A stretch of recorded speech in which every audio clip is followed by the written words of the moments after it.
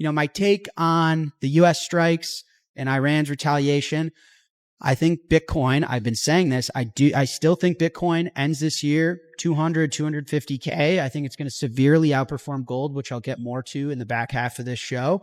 I think gold catches these war bids. Gold catching that bid aggressively told us that the US was very likely to get involved. There was no doubt about that. The US did. Bitcoin knows before any other market, prices are information. Remember that. A price is information. It's data. It's telling you something. Bitcoin tells you the most. It is a utility for this asset class that the world is picking up on. The world is picking up on this. If you want liquidity on a Sunday night because Trump is going to drop a bomb, there's only one asset that gives you the liquidity and the global access and access to truth, and that is Bitcoin. Jack Mallers begins by addressing escalating tensions in the Middle East specifically. The U.S. airstrikes on Iranian facilities. He highlights a tweet from @Macroscope, which floated a compelling theory. Both gold and Bitcoin were reflecting a war premium, with gold climbing and Bitcoin appearing capped, possibly in anticipation of military conflict. But Mallers argues the real story begins after the fear subsides. When geopolitical pressures start to unwind, the market reactions of Bitcoin and gold diverge, revealing deeper structural dynamics in his view. What happens next could reshape investor positioning in hard assets for years to come. And before that, be the one who says I was here before 100K. I'm on a mission to hit 100K subscriber before 2025 ends. Help me get there. Subscribe now and drop your thoughts on the market in the comment. Let's win and grow together. I thought this tweet was fascinating and I agreed with it. In coming days and weeks, we may see how much of the recent bid under gold and the ceiling on Bitcoin can be explained by anticipation of military action in Iran.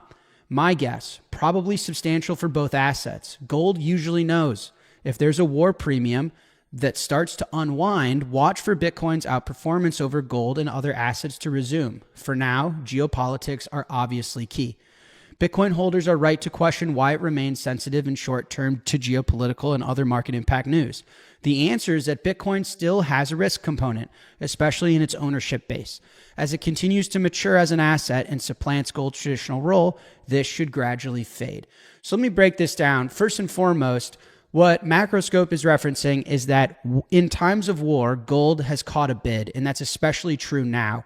The risk-off safe haven asset is no longer the U.S. bond market, is no longer the U.S. Treasury, it's no longer the U.S. dollar. This is a very, very, very, very important point to make. Over the last few weeks, the dollar is only gradually caught a bid, barely, but it's a rounding error. And if you hadn't been paying close attention, you hadn't noticed, which is very rare, but it's super important. We're clearly in a regime change where people are not rushing to the US dollar. They're not rushing to the US Treasury. Treasuries have risk now, and I'll get to that later. Gold is the new safe haven at the central bank and sovereign level. Bitcoin's not big enough yet to catch that bid. We've talked about that on this show. It will get there, but for now it is gold. And the other thing that Macroscope mentions in this tweet is that Bitcoin still has a risk-on component, and this is what's keeping it correlated to the stock market. Why is that risk-on component still there? Well, a lot of its holding base is still risk. So we had talked about, did gold catch a wartime bid, and was that going to unravel? Today, gold is down on the day. Was Bitcoin capped because of fear and uncertainty, and was it going to catch a bid with the aftermath of this being resolved? Bitcoin's up 3.5% today. So to me, what's absolutely fascinating is the role that Bitcoin already plays in the global financial market. The coolest thing about Bitcoin is Bitcoin knew it first. Bitcoin knew it first. Fascinating. Fascinating. And I'll explain to you why. So if you look at this chart, Bitcoin is just the inverse. So it begins to fall on the strike. It begins to fall when the world really thought that Iran was going to threaten everyone's access to oil. And then as soon as the world started to figure out Iran's not retaliating, that's bullshit, Bitcoin's back. Bitcoin's back. And the reason that this is so fascinating is a few things. People say that Bitcoin serves no utility to the world. It's just bytes of data. That couldn't be further from the truth for a lot of reasons. One of the more fascinating reasons is Bitcoin is the most active, liquid, global voting machine for all of our time and energy around the world. Bitcoin is the most accessible truth machine we have. And the reason for that is it's the only real free market we have left. It's the only thing that has successfully been distributed to the hands of the people. So gold, by the way, guys, is not in the hands of the people. Over half the gold supply is in the hands of institutions, banks, and governments. So Bitcoin, somehow Satoshi was able to successfully distribute Bitcoin to the hands of all of us, to where it is a 24/7 peer-to-peer marketplace where we can all collectively express how we feel about the world, about time, energy, the future. And so when you watch Bitcoin fall, is it risk on? Is it risk off? I actually think that that stuff is less interesting. I understand why people want to ask me questions on it and stuff, and I get it. It's correlation to the S&P 500. How do you not want to be long that? How do you not want to save in that? The most liquid, accessible truth machine that we have that has such moral laws protecting it. You cannot censor it. You cannot inflate it. You cannot counterfeit it. You cannot confiscate it. You cannot steal.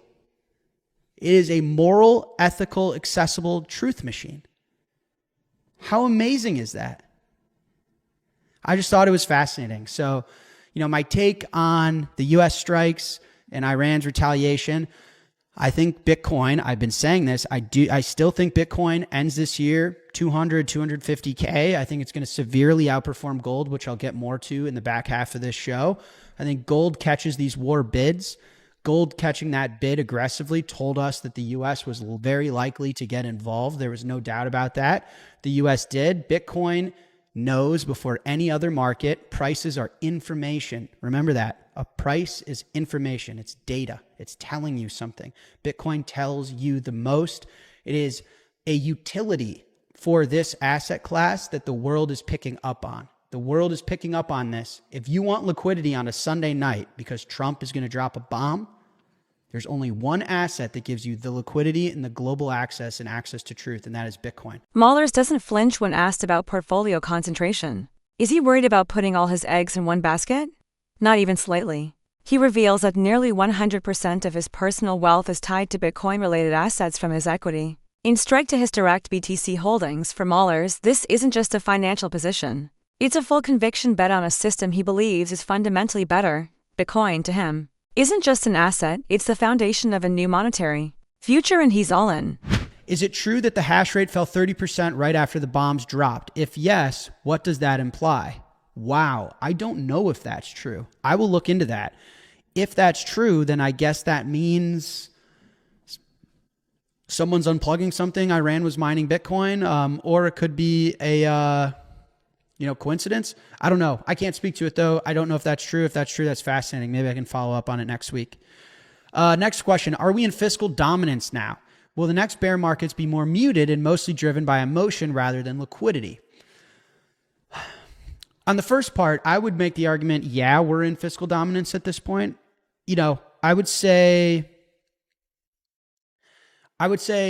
we have been in fiscal dominance, but it's in varying degrees. It just keeps getting more and more extreme as this story plays out, is my personal opinion.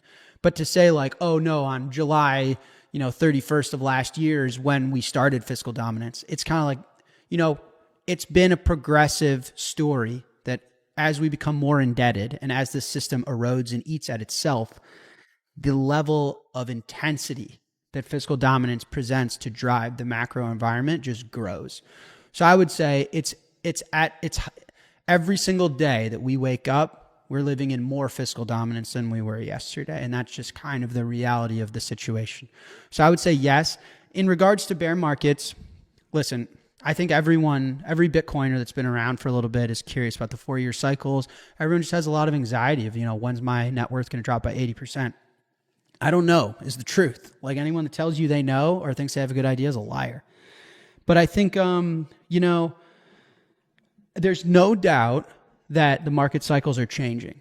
This is the most unique Bitcoin market cycle I've lived through timing wise. They've always been generally correlated to the halvings, and this one isn't. We're way out from the halving, and we're continuing to grind up. And clearly, Bitcoin is deeply correlated with global liquidity, and global liquidity doesn't look like it's slowing down anytime soon. So I will say that this cycle is different. It doesn't mean that this time is different. It doesn't mean Bitcoin's not going to enter a bear market. None of these things I know. I always err on the side of markets are ultimately comprised of humans. Humans are comprised of emotions, and emotions drive irrational decisions. And that's where you get euphoria, and that's where you get despair. It's kind of been my opinion, but there's no doubt that this cycle is different. There's absolutely no doubt about that.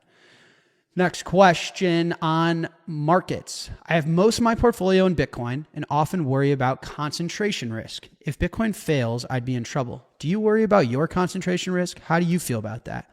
No, I have 100% of my portfolio in Bitcoin. Well, I mean, if I'm being candid, I have what? I don't know the split between spot Bitcoin, strike equity, and 21 equity. So I have equity in my businesses and then I have Bitcoin, but I treat it all as Bitcoin because it's all Bitcoin exposure, right? Bitcoin does well, strike does well, Bitcoin goes to zero, my businesses are zero. And I thought this tweet was hilarious. Do you hear the money printers revving up to do their patriotic duty?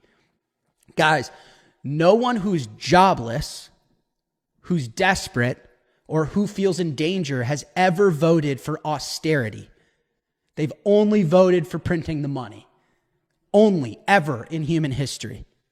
So, money printers revving up to do their patriotic duty. And again, whether this is actually our patriotic duty, that's not the point of this show. It doesn't actually matter. None of this shit actually matters.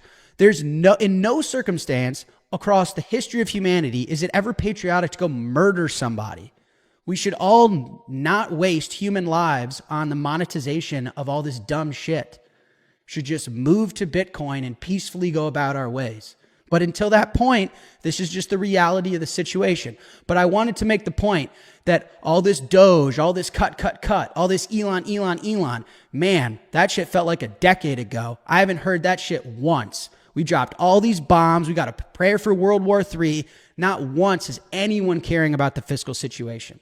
So I see this tweet from this analyst. SPY closed up 1% today, running out of doors for this meme. And it's, the stock market after everyone said to sell America, or when everyone said it won't last, or sell in May, June gloom, Trump and Elon got in a fight, and now the Iran war, and the S&P 500 just keeps going up, number go up, let's go. Remember what I said. What is your measuring stick? Hear me out. Bitcoin is the hurdle rate. Stop comparing things like the S&P 500 in dollar terms. Everything is going to keep going up in dollar terms. I've said this. This microphone, this water bottle, my webcam, everything goes up in dollar terms. Next year, everything will be more expensive if you price it in the dollar. Your groceries, your oil, everything. So I hate these memes because people think about the stock market the wrong way. They're getting suckered. Mahler's closes with a powerful reminder. The real benchmark isn't the S&P 500 or any Fiat-denominated index. The true hurdle rate is Bitcoin. If your assets aren't outperforming BTC, you're not growing wealth, you're losing purchasing power. Traditional media might cheer a 1% rise in the S&P on a day when Bitcoin is up 3.5%. But in Bitcoin terms, almost everything else is falling behind. In a world where fiat loses value and prices keep rising, Bitcoin is the only benchmark that truly matters. ***, this is just the beginning. Click the next video now.